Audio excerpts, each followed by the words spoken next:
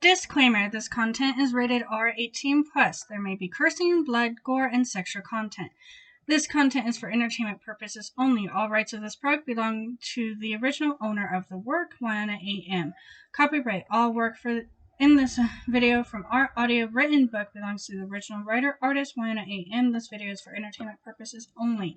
To contact the original artist for use of products shown or heard in this video, contact at YouTube channel Wham times 3 blog, Instagram Wham times 3, Twitter at mx3_WA, Facebook page Wham times 3. The program used to edit this video was Adobe Premiere Elements 2020. Hello, my sweeties. How are you all doing? And I really hope you guys are doing well. As Chapter 4, The Clark Family Finds You. We are moving through this book rather smoothly, and I am starting to get a hang for this editing schedule and recording and all that. I will eventually get this figured out.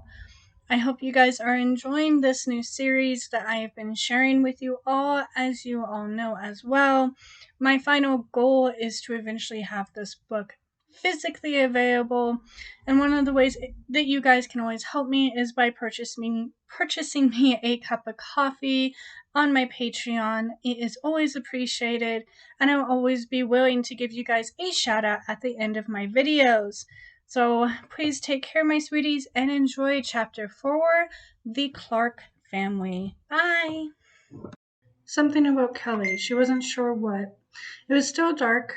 Pitter-patter of rain hit the glass. The room was filled with the light gray seeping in from the droplet-covered windows. Her bookshelf showed as a shadow by the window, some of the gold and white letters reflecting back to her against the light. The fireplace sparked with dying flames. The window sill she turned into a reading spot still sat with its embroidered pillows, and her dark blue blanket half on, half off. The book where she had left it the night before.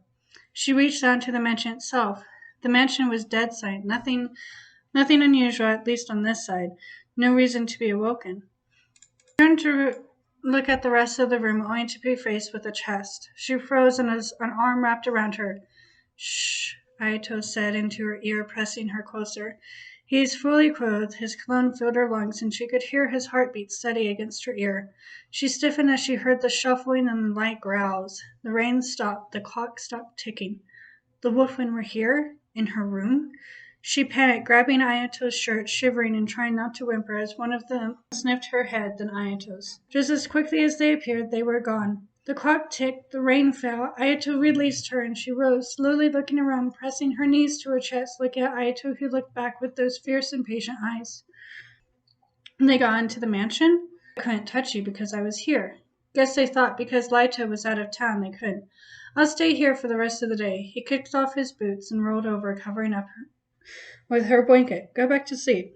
There was no arguing with him, she concluded, lying down and quietly laying next to him. She snuggled up against his back, wanting the reassurance of having someone there as her mind raced. The wolfman had been here in this very mansion, the one place she thought she was safe. Eventually, exhaustion took over, and she fell into an uneasy sleep. She woke the next night. She was facing away from Ayato. His arm wrapped her tightly around her waist, and Laito was gently kissing her cheek and playing with her hair. Awake, Petron, he mused, his sing-song voice. "Good night," growled Ayato worryingly, before his fangs sunk into her neck. She squeaked in surprise, Ayato's hand coming around to secure her head in place as he drew the sweet blood from her veins. Laito watched with a small smile and lust-filled eyes. He enjoyed this too much, she concluded, as she began drifting in and out of consciousness. The elders are coming tomorrow, said Laito, his breath brushing against her skin. Ayato released her, licking the punctures before resting his head back down. Who's all coming? I know Father is, but I don't know about the rest. Kelly had Mount Zelman clock before. Ayato and Laito were almost exact twins of their father, however they had gotten their mother's eyes. Our newfound pet, chuckled Laito, his fingers stroking Kelly's messy hair. Ayato didn't seem too happy as he stared up at the blank sewing. Early December. You go down. Kelly stood nervously next to Leto and his brothers as their father, Zelman Clark, stepped through the door, followed by other vampires and even some wolves. Zelman had red hair, kept a little longer than Leto, with a black beanie over it. He wore all black, no rings, only one piercing on his left ear, and his red-brown eyes held the same predatory fierceness as Ayato's did. His skin was pale even against the traditional black, but he was gentle, graceful, and kind. She remembered when she'd first came to the mansion and he came to meet this strange girl who caught his son's attention. Lord Clark. They bowed, and Leto tipped the brim of his hat in greeting. Reggie's Tabor did the greeting. Patted both of them on the head lovingly. Luca and Edgar followed behind their father, greeting their brothers with a slight nod. It was obvious there was tension there. Zelman's eyes rested on Callie curiously. And how have you been, Lady Faith? Fine, my lord, she responded with a slight bow of the head. Zelman took her hand and placed a kiss on the back. She blushed, taken aback. Luca proceeded with the introductions. Our niece, Maya. This was the first time Callie had met the brother's niece in person. Maya was Angela's daughter, and Callie almost the same height as Leto, light golden skin and long black wavy hair, and she wore a traditional black dress. Her eyes were green-blue with flecks of gold. She also seemed cold, distant, and bored even. And Lord Momiji. Momiji was blonde, sky-blue eyes set on a Korean face. He was about the same height as Nick. Elder Ayase, beautiful pale skin that seemed to glow. Asian features on an angelic face, tall, slim, not quite 6 foot, but close. Pitch black hair dressed around the gentle features and eyes. Black as midnight, no reflections, just emptiness, but you felt them as they shifted to you. A beauty that took your breath away. Words could never come close enough to describe the sheer beauty of this being. No year of birth, no year of death, not even a month or date. An immortal, a mother of the others, a creature as old as time itself, top of the food chain. I always heard her mother speak of them, but never in her wildest dreams had she ever thought she'd actually get to meet one. She could see why they were considered fallen angels, gods even. Immortals were no sex, and both at the same time, could breed with any species or simply breed with themselves. They were the oldest of the others. Some even called them the mother species, and it was said that they could not be killed, where the others, despite saying that they were immortal, just simply lived long lives. Ayase's long, delicate fingers wrapped around Kelly's chin, bringing her up to eye level, bending slightly. Her eyes are fascinating like Leto described. The voice was female, or a young male, but feminine in a way. It's been so long since I gazed on your eyes such as yours. Ayase breathed Kelly sent into their lungs and seemed to purr. And then scent as old and as rich as the earth herself. The eyes moved down toward Kelly's lock-in, studied it before placing a gentle kiss on her forehead and standing. I hope you take good care for Leto. I know how much of a handful you can be. Not that much of a handful, Ayase Sama, he teased, wrapping an arm around Kelly's shoulders as she realized Maya's features were much the same as Ayase's. So Ayase her sire. As she'd seen pictures of Angela and Ayase, Maya was definitely her mother's child. Her father unknown, but was he really unknown? Something tinged at the dark, empty spot of her memory. "And my Petron?" He squeezed Kelly, drawing her attention back to those hypnotizing green eyes. She blinked. "Please, you're as much trouble as a warlock," Maya said, crossing arms. "Of course, I think I could teach Leto some tricks of the trade," teased Zelman, winking at his son. "I think you've taught him enough," grumbled Maya. "I doubt he has," Leto explained with excitement. Kelly froze as she felt his body against hers. Leto grumbled next to him, growling at his triplet brother. "Come, you all have had a long journey." Leto's outer appearance seemed joyful and cheerful, but Kelly could feel his uneasiness. His tension in his body, but not normally there. What was up? Late December. The mansion was dressed in reds, golds, greens, whites, and silvers. Colorful lights and a large tree decorated the ballroom, surrounded by presents. Stockings dressed the fireplaces. Food and treats were everywhere. It was the liveliest Kelly had ever seen the mansion. Even the spirits seemed lively, dancing through the mansion. It was something called Christmas, which was something called a holiday? She stood in the doorway of the ballroom, watching all the hustle and bustle around her. Vane, the warlock, who just arrived that morning, was watching her from across the room, talking with Ayase. I had been a little embarrassed to have been in her pajamas when he had arrived. Now she was dressed properly in a pair of form-fitted jeans, a loose top tan sweater, and her tan boots to match.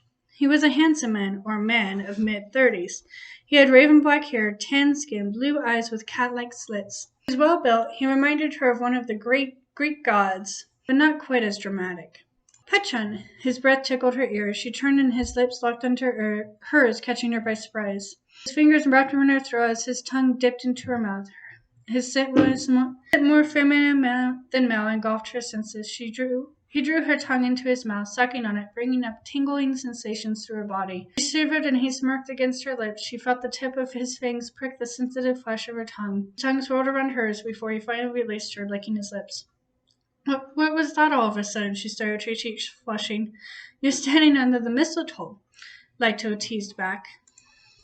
She looked up at the green plant hanging above her head, confused. What's wrong, Petchen? He looked worried. What's mistletoe? She looked at him, confused. His eyes searched hers, saying that she did not lie. If you stand under at Christmas, you get a kiss. It's some human tradition. He shrugged with a flare of his hand, walking into the main hall. She looked up at the plant, still confused, and now tingling with Lito's touch. As they sat down to open presents, Callie seemed to become even more lost and confused as the day went on. They had eaten dinner with alcohol and dessert, sang songs and danced, drank something called eggnog, and now they were sitting in the great hall, where the tree was passing around boxes and opening them. Someone placed a small box addressed to her in her lap. The little label said Petchen with a lipstick print on it. She opened it and found a silver chain on it. She looked at Lito, who chuckled, putting his eggnog down. He got behind her and unclipped her crucifix. She took off the little piece of string that held it to her neck and replaced it with the silver chain. Then replaced the crucifix in its rightful place. Someone put a mirror up so she could see. There, now you won't have to worry about losing it. She touched the crucifix, the silver chain gleaming against her skin. A brief memory of the nun who'd been the original owner, the one who had first taken Callie and her companions in when they escaped. Where were her companions now? Someone started singing Holy Night. Memories fled back. The monastery, the snow falling ever so softly, the choir singing, her good friend Mary Callie helping her pick a name since she couldn't remember her own. The howls, the screams, the white snow spattered red. Lito could see it clear as day as he read her thoughts. Excuse me, she said, getting up and leaving. Lito looked at his father almost desperately. His father mouthed go. Lito searched everywhere. He tried following her scent, but it failed the action. Lito finally found her in a quiet spot in the snowy garden, holding the crucifix in her hand, staring at it. Let his brothers know telepathically they found her as he sat down next to her. She looked very vulnerable and alone. A deep sadness surrounded her, much like the day she'd entered his mansion. Lito appeared in front, looking out of breath and worried. Tell us, what did you remember? Someone said, gently appearing and taking a seat. Her name was Mary Callie, Sister Mary Callie. This was hers. She showed them the cross. I escaped the cages and she found me. I was digging through the church garbage. She took me in. She fed me, clothed me. They found me, and then they sent their wolves. Tears filled her eyes, and she buried her face in her knees. Lito sat down on the outside of her and wrapped his arm around her, listening. I hear humans light a candle for their loved ones on days like this, said Ayato. We can light one in the old church for her, finished Lito, taking his brother's lead. They wiped her tears and nodded. They went to the church and lit a candle in the dark, dusty, empty church. The group moved to one of the large smoking areas. Only Lito, Ayato, Zelman, and a warlock named Vane and Ayase remained. Everyone else had retired for the evening or went back to work.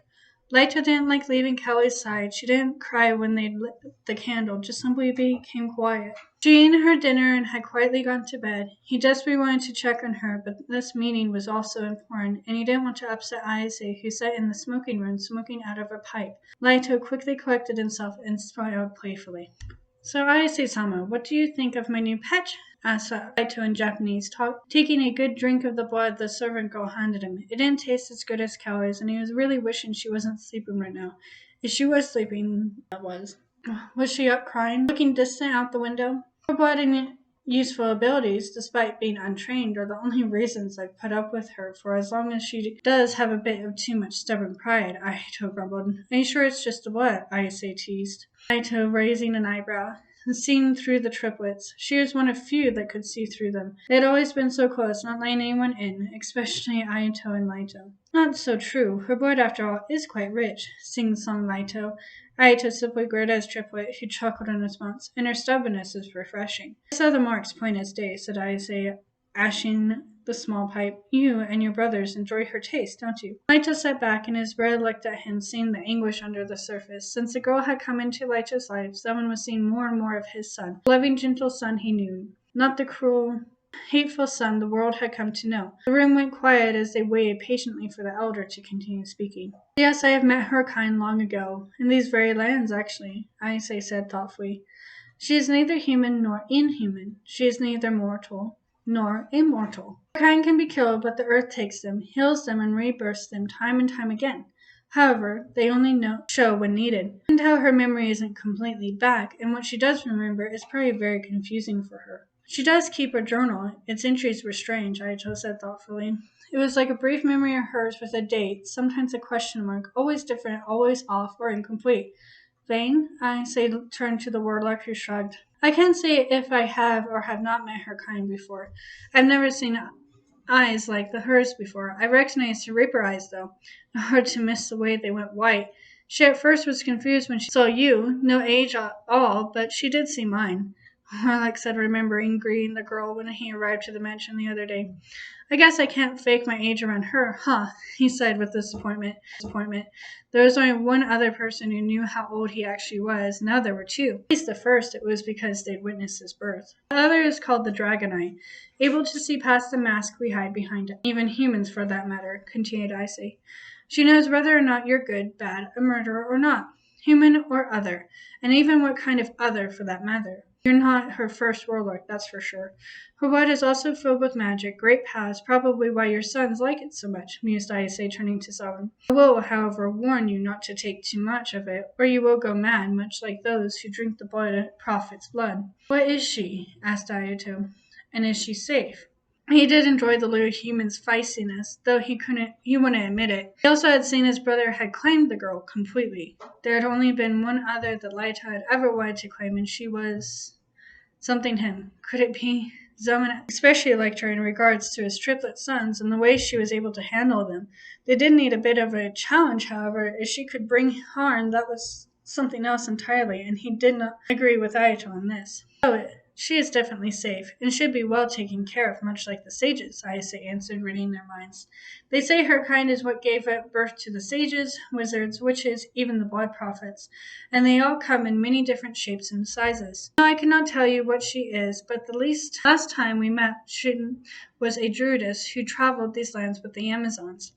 Ayase took a sip of the red liquid. So let's call her our little druid after all. Close enough to what she is, shrugged Ayase. I believe Shiki has met her as well. Of course, being a child of dragon does allow you to meet one or two along the way. They played with the rim of the glass, and the black eyes were thoughtful. I can't remember, though, if she was a child of the moon or the daughter of one. Her name means child, Ito stated, catching Ayase's attention, the black eyes resting on his green. She told you.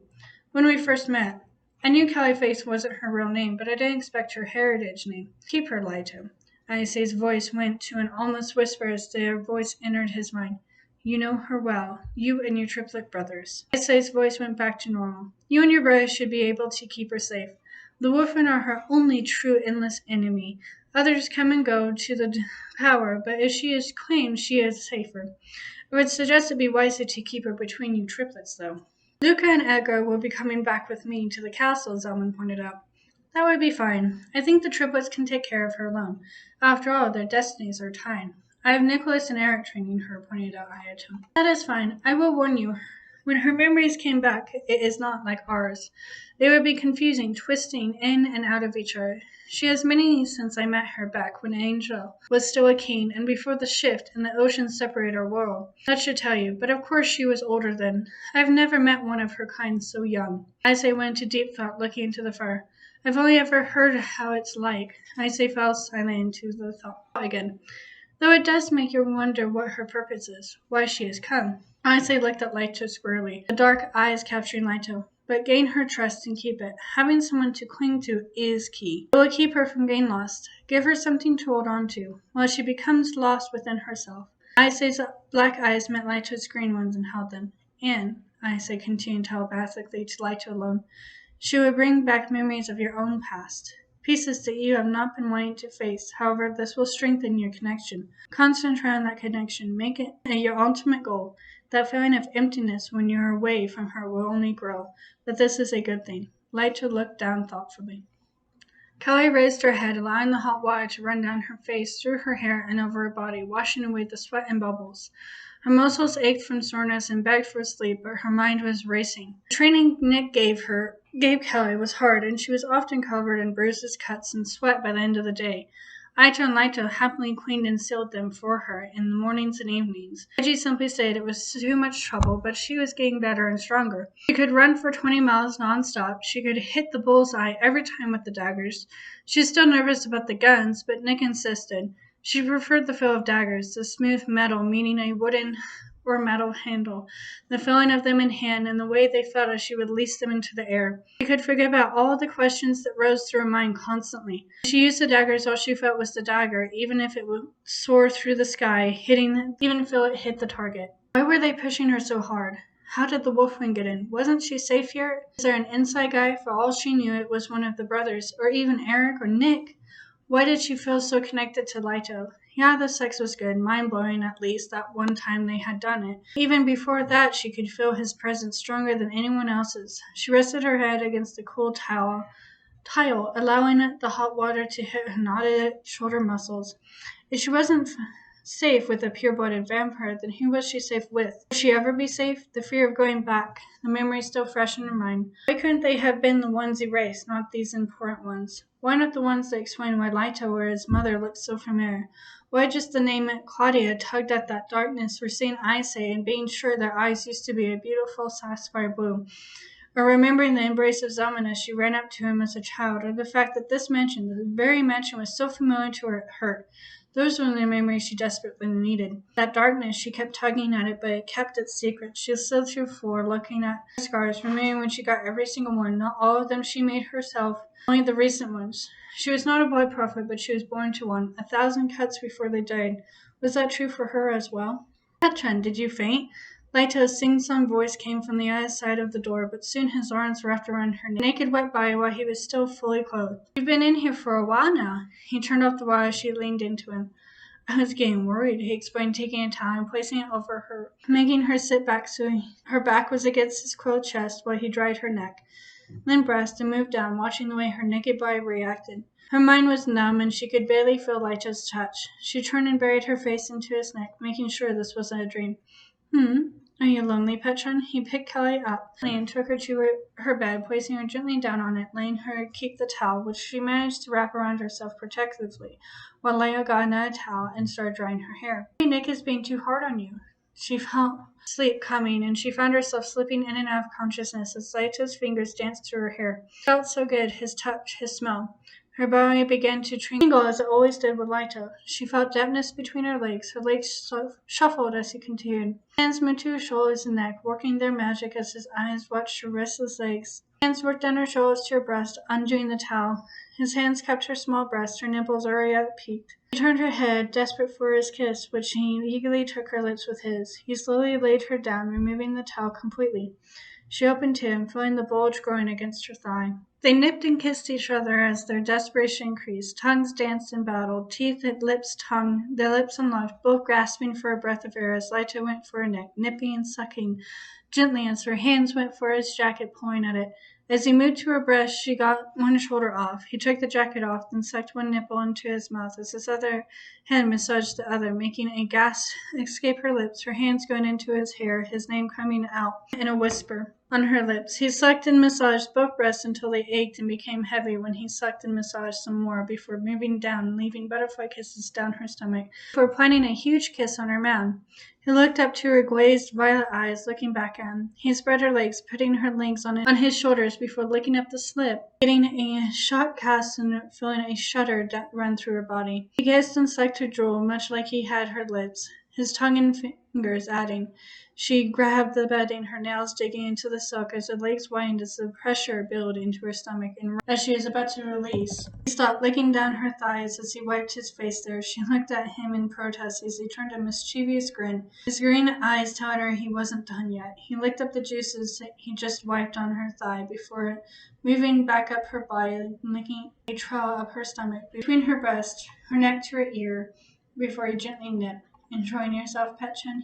She nuzzled him. What more? Her hands were everywhere, looking for the buttons on his shirt and beginning to undo them. I'll take that as a yes. He allowed her to slip off his shirt as he moved down her body, giving her breast some more attention before continuing on to her mound and started over again.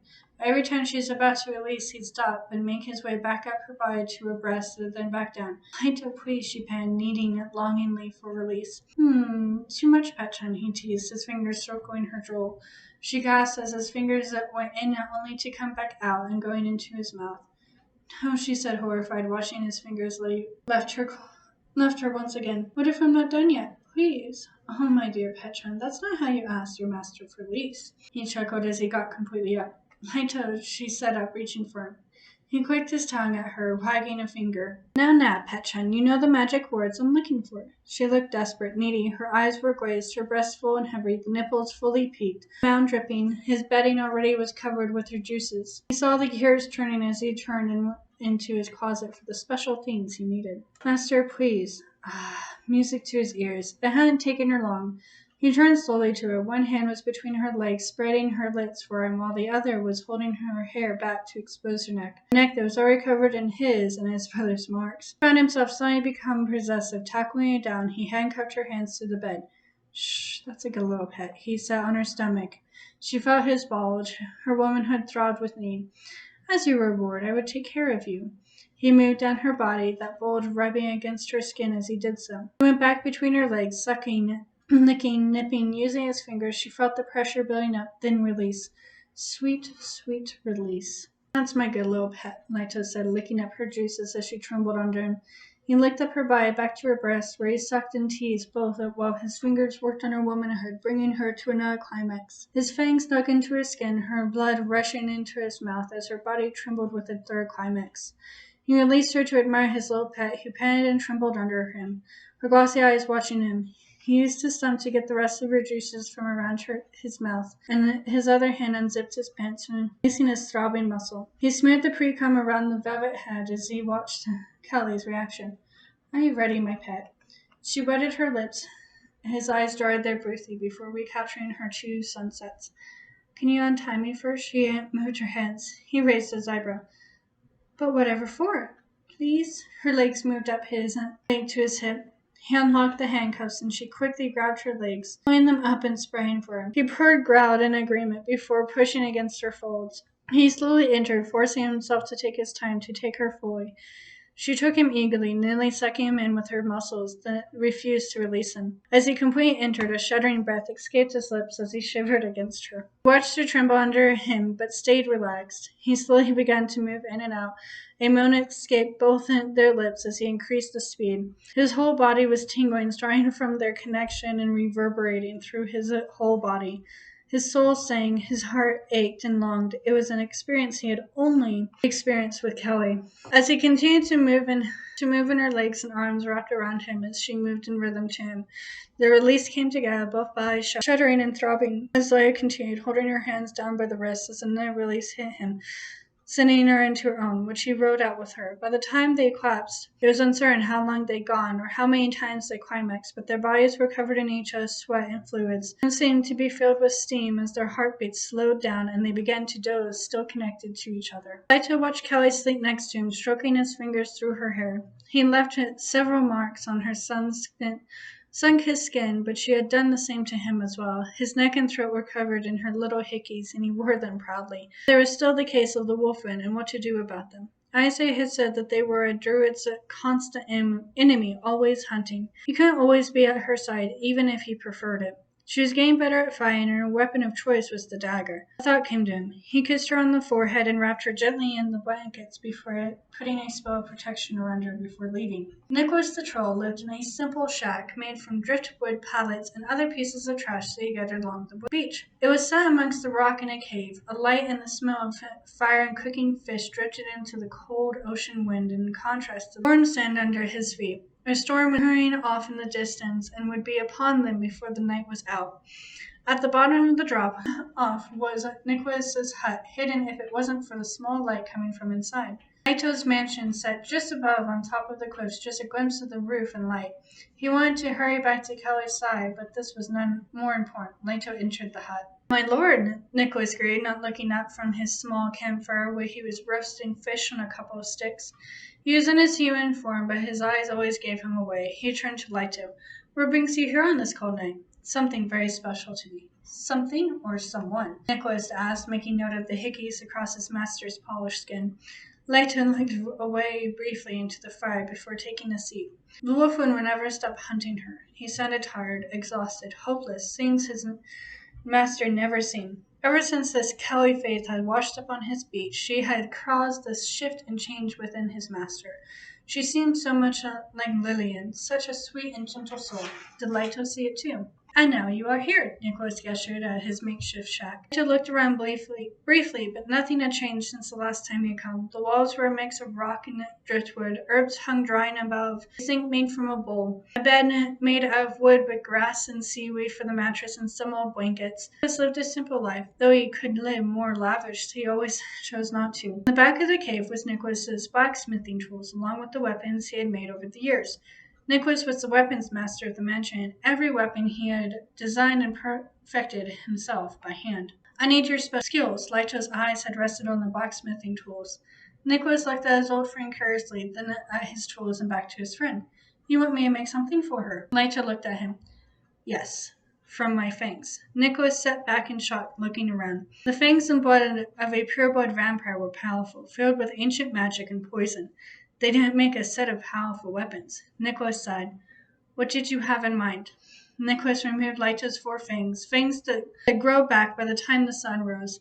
His bellows began working, the flames high. His hammer set sparks across the room. The metal sang, the fangs hissed in protest, the wood creaked. He poured the blood into glass, making a set of red gems that would sit on the hand of the dagger. He combined, the bellows worked, the flames raged. Hammer banged, sparks flew, water hissed, repeat, water-soaked leather spread, scissors cut, needles prodded, leather hissed on hot rocks. More metal, more sparks, more flames, water hissed. Nicholas laid out the set of weapons and wiped his brow, taking a chug of cold water. Lito approached the weapons gently, picking up one of the 4 daggers. Small, perfect for Kelly to hold and hide. Black with a blue hue covering the metal that was once his fangs. Wood and metal made the handles that were smooth and small, perfect for beam-throwing daggers. 5 red gins, made it using a mix of Kelly and Lito's blood, where normal holes would sit set among the handles. The jewels would react to her calling and enhance not only her own abilities, but also give her the ability to use Lito's temporarily. Nicholas made a special belt to house the daggers and give Kelly the ability to hide them in anything she wore. They were perfect. There it was, Chapter 4, The Clark Family. I hope you guys enjoyed this chapter along with the previous ones and are enjoying this series. I have been really enjoying sharing my work with you guys, so I really hope you have been enjoying it as well. I also want to give a shout out to my mom. She purchased this gorgeous gorgeous shirt for me, and we actually are twinsies. She has one for herself as well. I kind of feel like I should have worn this maybe last chapter. It would have been fitting with the wolf one, but it also seems very fitting with this chapter as well and just the series in general. So I really hope you guys are enjoying it. I hope you guys find it a bit of peace during these crazy transitioning times. And take care, my sweeties. See you next time. Bye!